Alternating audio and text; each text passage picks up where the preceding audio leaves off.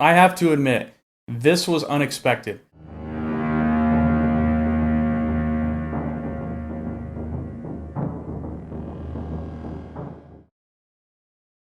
Hobbywing just released a brand new FPV motor. It's a 2207.5 and has been updated from previous versions with thicker single strand windings, bell removal with just a screw instead of a C-clip, and they retail for just 20 bucks. Could this be the perfect FPV motor? Let's take them apart, go fly them, and find out. All right, let's take a look at what we get. We get, of course, the packaging. And it's got a nice little holographic sticker on the side showing you it's not counterfeit. So genuine Hobbywing. And it's nice of them to also include 4 motor screws. You get that with each motor. You, of course, get a prop nut as well. And you get the motor itself. Very nice looking motor. Is a 2207.5. It's a little bit taller stator than normal. Normally you see a 2207. It's going to have more torque, more power. It's also going to add a little bit to the weight of the motor. But it's a very nice looking motor. It does have a screw removal for the bell.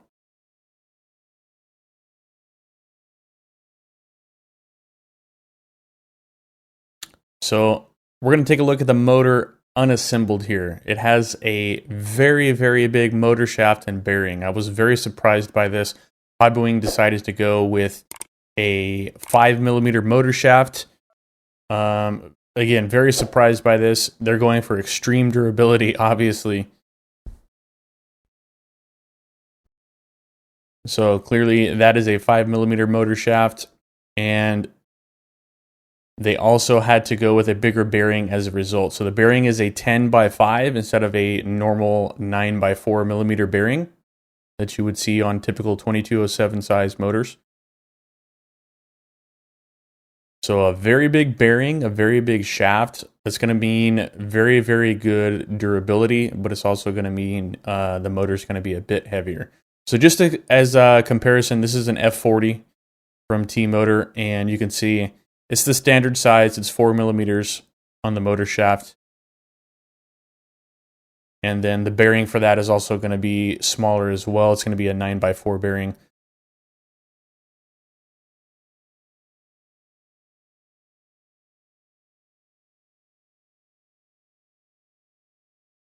So again, I was very surprised by this. Hobbywing decided to go with a very big motor shaft and bearing.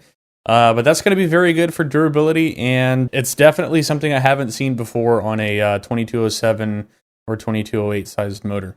So I also wanted to take a closer look at the windings of both of these motors. So this is the T-Motor F40.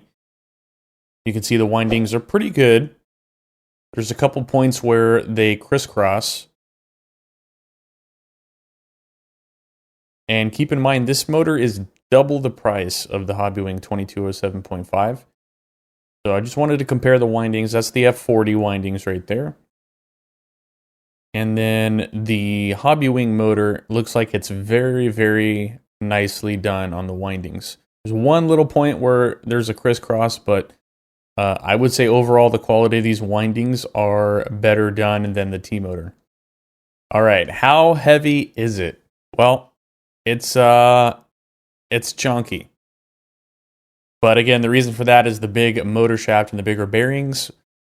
It does weigh 38.5 grams. That's also going to drop a little bit when you cut the motor wires down to the correct length. All right, it's now a week later, and I was able to put some time on these motors. Now, I'm a racer, and I crashed these into gates over and over, as you can see by my propellers here. These motors felt so smooth that I had to turn my normal rates up a bit to make them feel similar to my normal 2207 motors, but that was an easy change. I could feel the additional weight compared to the normal motors I run, but I can say that with the Hobbywing motors, I was confident that I was not going to bend a bell or a motor shaft. Now, I was pretty surprised that on the product page, Hobbywing did not list the fact that this motor uses a 5mm motor shaft and 10x5 sized bearings. And I've left a link to this product page in the video description. I think this is a big selling point, and it's something that makes this motor unique and desirable compared to what's already out there.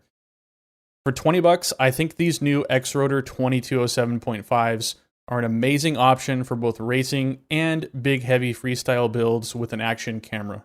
So, what do you think? Could this be your perfect motor? Let me know what you think in the comments.